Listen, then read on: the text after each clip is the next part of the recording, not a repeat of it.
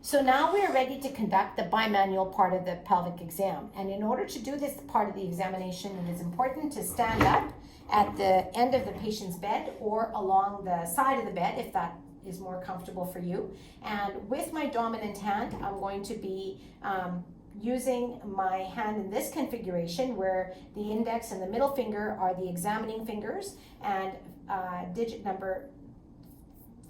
4 and 5 are flexed in this manner, and the thumb is going to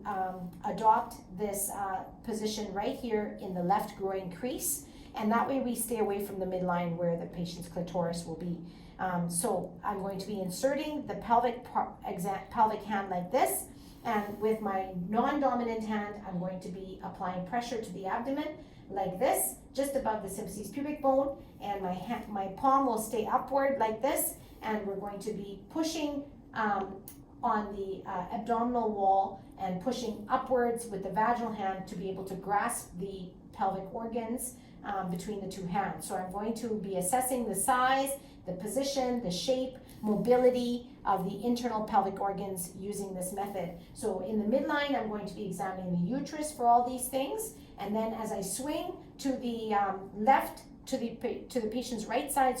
we're going to be in the lateral fornix on this side with the vaginal hand, and at the same time I'm going to be pushing here on the right side of the pelvis, and then I will swing with my vaginal hand towards the left lateral fornix, and then I'm going to move the abdominal hand towards the left inguinal region, the pelvic region, and that way we're going to be grabbing the adnexal region on this side. So really, if there is no pathology in the pelvic organs, you really should not be able to feel the adnexa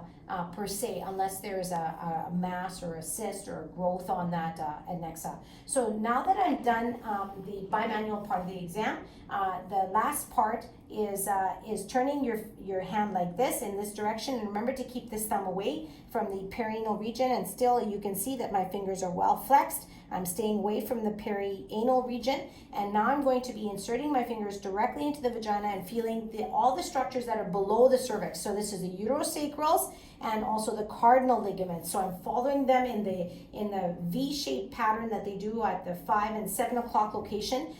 just at the underneath the cervix. And now I'm feeling for nodularity, tenderness, and this is how you palpate for those ligaments. Now you're ready to perform the rectovaginal part of the exam, and here what you would do is prepare the patient obviously ahead of time for this examination, and just gently slip the middle finger into the rectum while the index finger stays in the vagina like this, and your thumb keeps these two fingers flexed. And now what you're doing is inserting your fingers into the full length of the vagina and palpating the tissue that's in between the rectum and the vagina in this way. And that's the rectal uterine pouch of Douglas, as it is called. And you're palpating here for any nodularity, tenderness, and any masses, and also with your rectal hand, rectal finger, you're going to be assessing the integrity of the rectal mucosa and looking for any signs of any growths or masses. And that will complete the pelvic part of the exam. Now I would give her a tissue to wipe with. I would cover her